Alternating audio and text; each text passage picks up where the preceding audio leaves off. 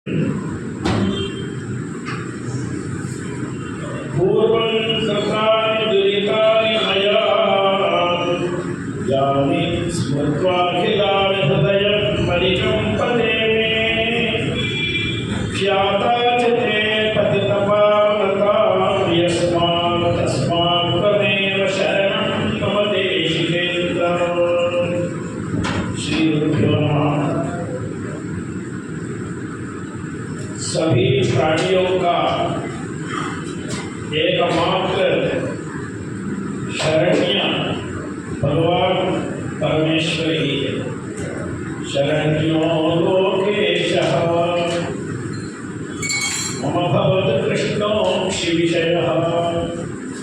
ऐसा आचार्य जी का वचन है, वही शरण्य है। कोई अन्य लोग शरण्य कोई नहीं है। हनुमान जी लंका में जाकर रावण जी को समझाते हैं, हे रावण सुनो, अन्य देवताओं का उपासन करके तुमने राम को जीत जाएंगे ऐसा अगर सोचो। इंद्रो महेंद्रस्तु पुरांतको वा, जितने भी बड़े बड़े देवता लोग हैं वो सब कोई इनको कुछ सहारा नहीं देंगे। आपको बचना चाहे तो राम जी का शरण में अभी अभी जाओ, थोड़ा सा भी समय का व्यर्थ कालक्षेप मत करो। कालक्षेपो न कर्तव्यः क्षीणमायुः क्षणे क्षणे यमस्य करुणा नास्ति कर्तव्यं हरिकीर्तनं। राम राम बोलो। कालक्षेप किया तो मृत्यु पास पास में आ ही रहे हैं, उनको बचाने वाले कोई नहीं है। त्रातुं न शक्ता युधिरामवध्यं। श्री राम जी जिसको वह करना है ऐसा संकल्प किया तो तीनों लोग एक हो गया तो भी उसको बचा नहीं पाएंगे। यदि भगवान इनको रक्षा करना चाहिए ऐसा सोच लिया तो तीनों लोग मिल गया तो भी इनको नहीं बिगा सकते।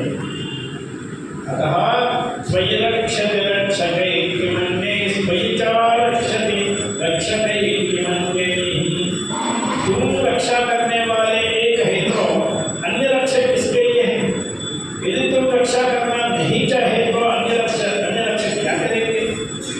अतः तुम अकेला हमको एकमात्र सहारा है। अब ऐसे भगवान को हम लोग कैसे समझेंगे? गुरु कृपा से ही समझेंगे। गुरु नहीं है तो हम लोगों का भगवान नहीं। गुरु माता के समान है, देवता पिता के समान है। पिताजी क्या करते हैं? बच्चा को माता जी ने अच्छी से मल पूरा दूर करके शुद्ध करके अलंकार करके वस्त्र पहनाकर उनको दूध पिलाकर वो हंसते हंसते खेलते खेलते तब वो पिताजी का हाथ में देखो तुम्हारा बच्चा कैसे वो लेगा, थोड़ी देर के लिए लेगा। इतने में वो बच्चा एक दो चालू करेगा, तुरंत बोलेगा देखो देखो देखो देखो।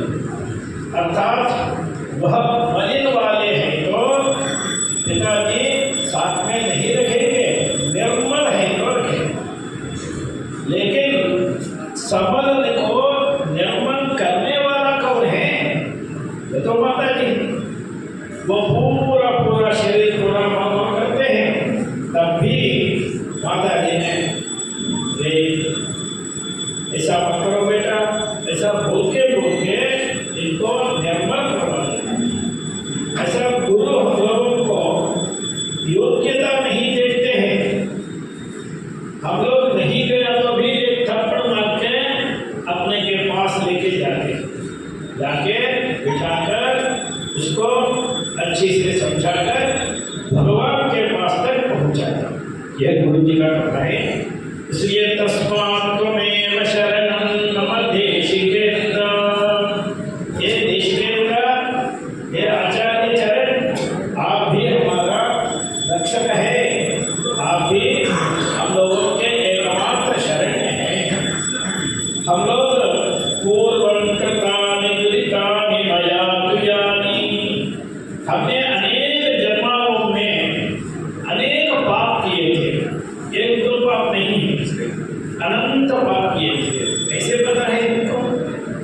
अनंत पाप किए हैं, ये पाप कैसे बना है?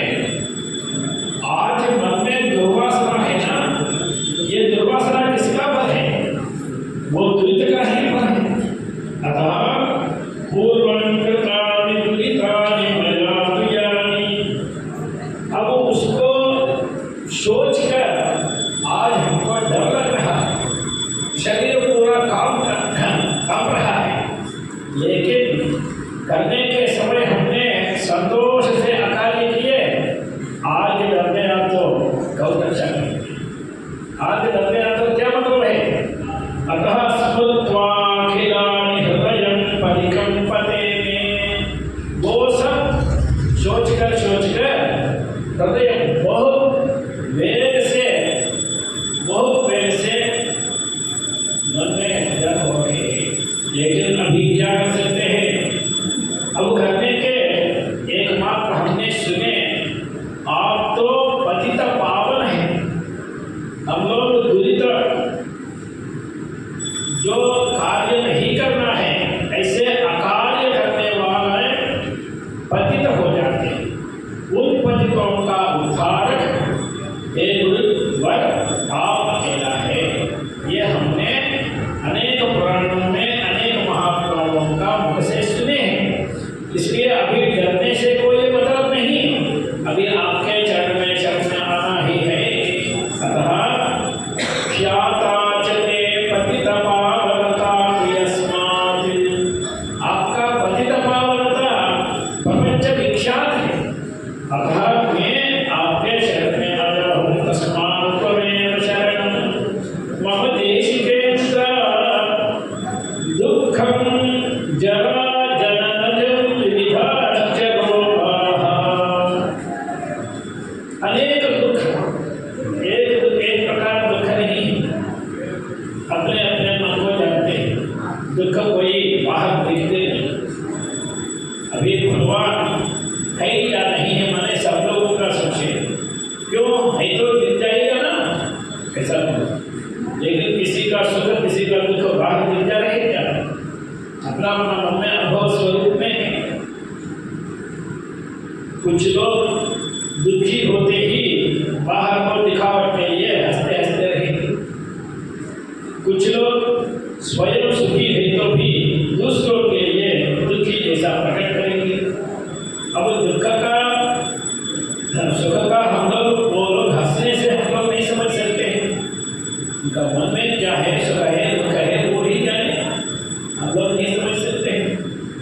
अब अपने अपने मन में दुख है, सभी लोगों का पता है। ये दुख क्यों?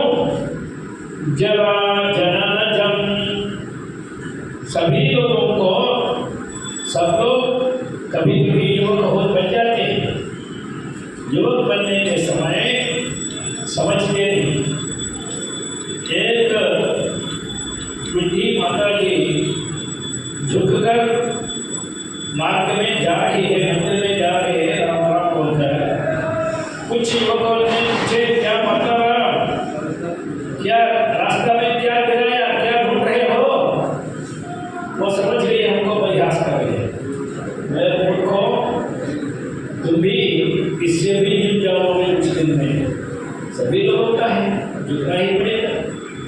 जरा किसी को परिहार्य नहीं है, अपरिहार्य है। जरा में कितना कष्ट होते हैं, इसके बाद जरा के बाद मरण, मरण के बाद फिर जन्म, एक से एक कष्ट है। इसलिए जन्म मृत्यु जरा व्याधि दुख दोषाद दर्शनम, गीताचार्य ने ये सब हमेशा हम लोग याद करते रहना। इसलिए दुखम जरा जननजं, इतने में युवा है तो भी एक दिन जैसा दूसरा दिन नहीं रहते हैं। विविधाश्च रोगाः, अनेक रोग होते हैं। उसके बाद ये जन्म किसी प्रकार से चले, आगे जन्म क्या है, इसी देश में, इसी जाति में, इसी वंश में पैदा हो ऐसा कोई निश्चय है क्या? काकाश्व सूकर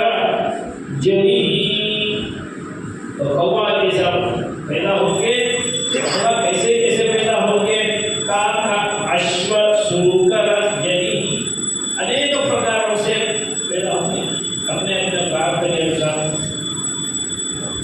इतने बीजों में निर्णय च पाकः नरक में जाना पड़ेगा, अनेक नरकों में जाकर जाना है। ये सब किसका फल है? ये इतना दुख का कारण क्या है?